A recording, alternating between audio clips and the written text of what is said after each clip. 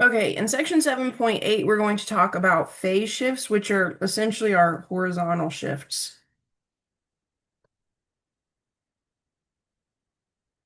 So far with our transformations on trig functions, we looked at vertical stretches and compressions, vertical shifts, horizontal stretches and compressions. That's when we mess around with our period. We've also talked about reflecting about the x-axis, but now we're ready to talk about those horizontal shifts. And I need to remind you of some notation from Math 171. So when you're dealing with horizontal stuff, stretches, compressions, or shifts, it's all happening kind of inside the argument with x. And it kind of tends to happen sort of the opposite of the way we would think it would happen. And that was something that sometimes students struggle with in 171. So when you're dealing with a horizontal shift, you're adding or subtracting something from your x, okay? So we have f of x minus h. That is actually a shift to the right h units. And then if we had f of x plus h, that became a shift to the left h units. And it can sometimes be helpful if you think of this as f of x minus positive h and f of x minus negative h, if that helps you kind of remember the direction you're going. Also, just think about something really basic and standard from Math 171. So kind of envision f of x being something simple like x squared, okay? If we wanted to put apply a horizontal shift on this function, we could say, well, if I have f of x plus 3, that would be x plus 3 quantity squared. And if I had f of x, let's say minus 3, that would be x minus 3 quantity squared. This first one, the x plus 3 squared, this shifts left 3 units.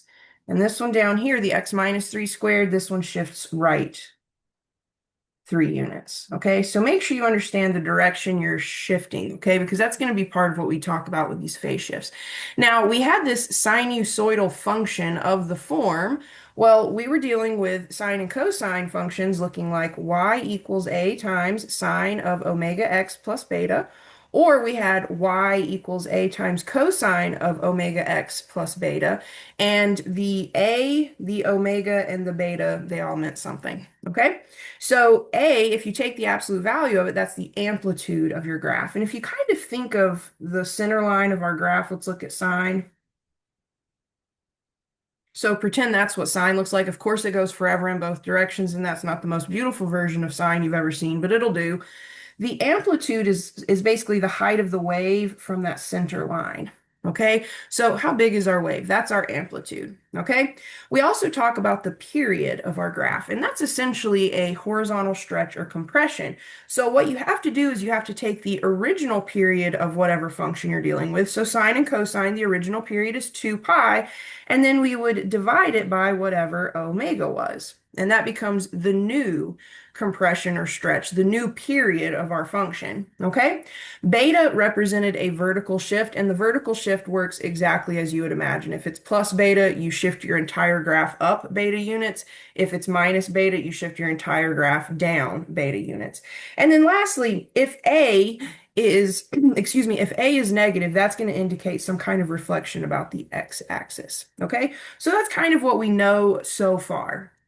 Now we need to incorporate this idea of a phase shift, okay? So a phase shift is found in the same way as a horizontal transformation, okay? So this would be a horizontal, I should really call it a horizontal shift, okay? So this is found the same way that a horizontal shift would be found, okay? So let's take those same sinusoidal functions, but we're going to tweak them a little bit. So now we have this horizontal shift, okay? So let's envision y equals a times sine of omega x minus phi.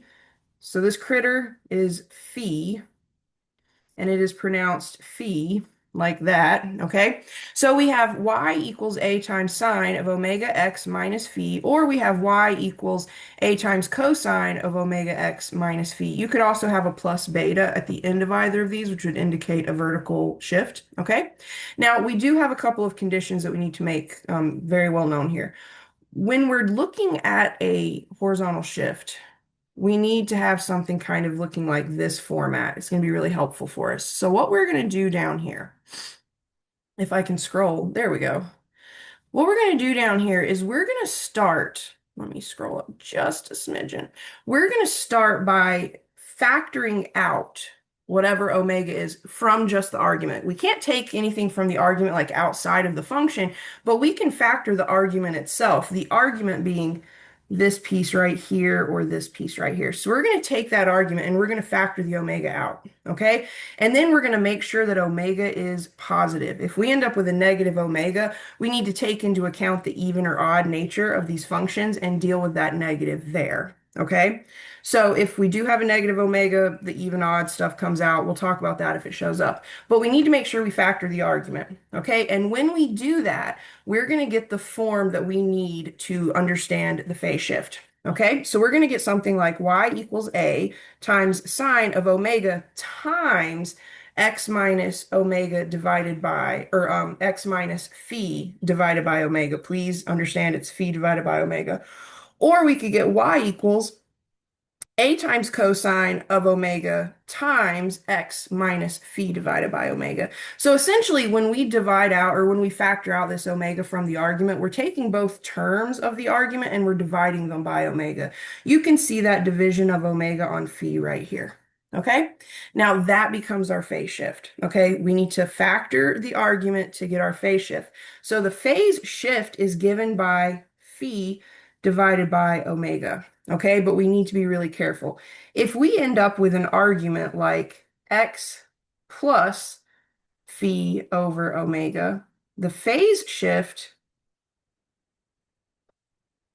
is actually negative phi over omega. And that's because we could rewrite this as x minus negative phi over omega. Remember, I kind of showed you that at the very beginning of this worksheet.